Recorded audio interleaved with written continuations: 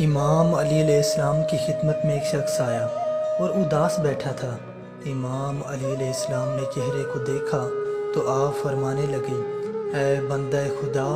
تم یہی سوچ رہے ہو نا کہ اتنی محنت اور جستجو کے بعد بھی کامیابی خوشحالی مجھے نصیب کیوں نہیں ہوتی؟ تو وہ کہنے لگا، یا علی، میں دن رات محنت کرتا ہوں پھر بھی میرے کام نہیں بنتے، ایسا لگتا ہے کہ میرا نصیب خراب ہے۔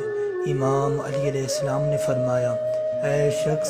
اس زمین پہ انسانوں کے کاموں پہ رکاوٹیں اس لیے آتی ہیں کیونکہ وہ اپنے وجود میں ایک بدترین عادت رکھتے ہیں جس سے ان کا نصیب خراب ہوتا ہے، ان کی خوشحالی ختم ہوتی ہے۔ تو وہ کہنے لگا، یا علی، وہ کون سی عادت؟ امام علی علیہ السلام نے فرمایا، اے شخص، یاد رکھنا، جب انسان سونے والا ہوتا ہے تو اس وقت وہ چیزیں جو وہ یاد کرتا ہے تو اس کا اثر انسان کے جسم پہ باقی رہتا ہے، انسان کی سوچ پہ باقی رہتا ہے، انسان کے وجود پہ باقی رہتا ہے۔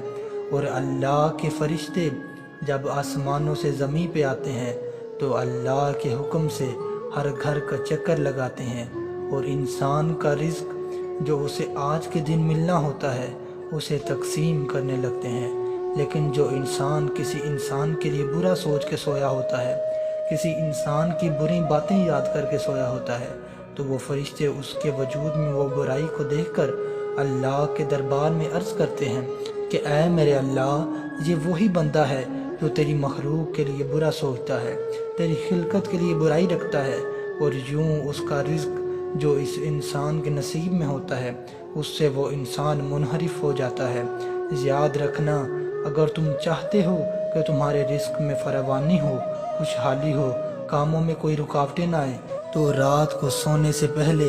اللہ کی ہر خلقت کے لیے اچھا سوچ کے سویا کرو۔ اگر کسی نے تمہارے ساتھ برا بھی کیا ہے تو اس کے لیے بھی اچھا سوچ کے سویا کرو، کیونکہ جو چیزیں تم سوچ کے سوؤ گے وہی خیالات، وہی احساسات تمہارے وجود پہ اختیار رکھیں گے، اور یوں رزق کے فرشتے اور اللہ کی قدرت تم سے منہ موڑ لے گی۔ سونے سے پہلے اپنی کامیابی کے لیے پر امید رہ کے سونا، اپنی خوشحالی کے لیے پر امید ہو کے سونا۔ جب تم پر امید ہو کے سو گے تمہارا نصیب بہتر سے بہترین ہونے لگے گا۔ میں نے اللہ کے رسول سے سنا کہ اگر کوئی انسان کسی دوسرے انسان کے لیے برا سوچتا ہے، اپنے کے لیے نا امید ہو کے سوتا ہے، تو اس برائی کا سب سے زیادہ اثر اس انسان پہ ہی ہوتا ہے، کیونکہ تمہارے سب سے زیادہ قریب تم خود ہو۔